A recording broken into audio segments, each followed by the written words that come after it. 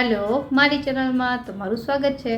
आज આપણે એકદમ ફટાફટ બની જતી સિંગદાણા બટેટાની ખીચડી રેસીપી બનાવીશું, જેમાં આપણે થોડી પ્રિપેરેશન જો પહેલેથી કરી રાખીએ તો આ ખીચડી એકદમ ફટાફટ બની જાય છે અને ખાલી તમે એને વ્રત ઉપવાસમાં નહીં પણ બાળકોના લંચ બોક્સમાં પણ દઈ શકો છો। તો ચલો ફટાફટથી રેસીપી શરૂ કરીએ અને રેસીપી પસંદ આવે તો વિડીયોને લાઈક અને ચેનલને સબસ્ક્રાઈબ કરવાનું ના ભૂલતા।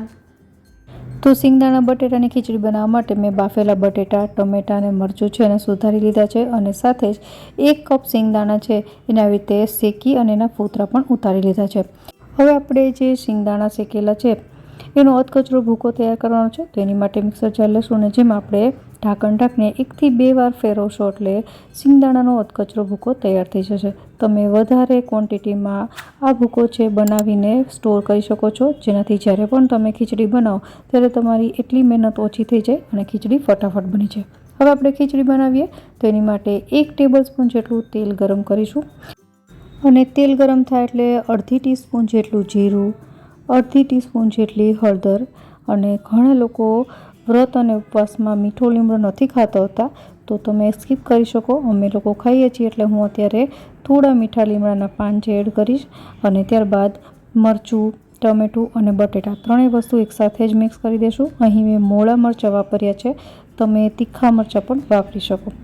હવે કરીએ બેઝિક મસાલા। તો મસાલામાં 1 ટીસ્પૂન જેટલું ધાણા જીરું, ત્યારબાદ અડધી ટીસ્પૂન જેટલું લાલ કશ્મીરી મરચું અને 1/2 ટીસ્પૂન જેટલી ખાંડ। ખાંડની માત્રા આમાં વધારે રાખવી જેનાથી આ ખીચડી ચટપટી ખાટી મીઠી બનશે। અને ત્યારબાદ સ્વાદ પ્રમાણે મીઠું અથવા તો સિંધાલુણ મીઠું, જો તમે ફરાળ માટે બનાવતા હોય તો સિંધાલુણ મીઠું વાપરવું અને તમે રેગ્યુલર એમને બાળકોને લંચ બોક્સમાં માટે આપતા હોય તો તમે નોર્મલ મીઠું વાપરી શકો। હવે આપણે અડધા લીંબુનો રસ છે ઉમેરવાનો છે। અહીં લીંબુ ખાંડની માત્રા વધારે રાખવી કારણ કે પાછળથી આપણે સિંગ પણ ઉમેરવાના છીએ। હવે આ બધી જ વસ્તુને એક વખત સારી રીતે મિક્સ કરી લઈશું અને ત્યારબાદ જે આપણે સિંગનો ભૂકો તૈયાર કરીને રાખ્યો હતો એને ઉમેરી દેવાનો છે અને મિક્સ કરી લેવાનો છે। મિક્સ થઈ ગયા બાદ હવે આપણે 1 થી 2 ચમચી જેટલું પાણી ઉમેરીશું, જેનાથી બધો જ મસાલો છે એ સારો એવો પાકી જાય। વધારે વાર આ સિંગદાણાની ખીચડી છે એને ચડવા દેવાની નથી હોતી કારણ કે બધી જ વસ્તુ ઓલરેડી કૂક જ છે। જસ્ટ આપણે મસાલો સારી રીતે ચોંટી જાય એની માટે 1 થી 2 ચમચી પાણી એડ કરી અને મિક્સ કરી લેશું।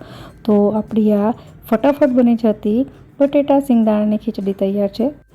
તો જો તમે એડવાન્સમાં થોડી પ્રિપેરેશન કરી રાખો તો આ ખીચડી બનાવવી એકદમ સહેલી છે અને 5 થી 10 મિનિટમાં તૈયાર પણ થઈ જાય છે।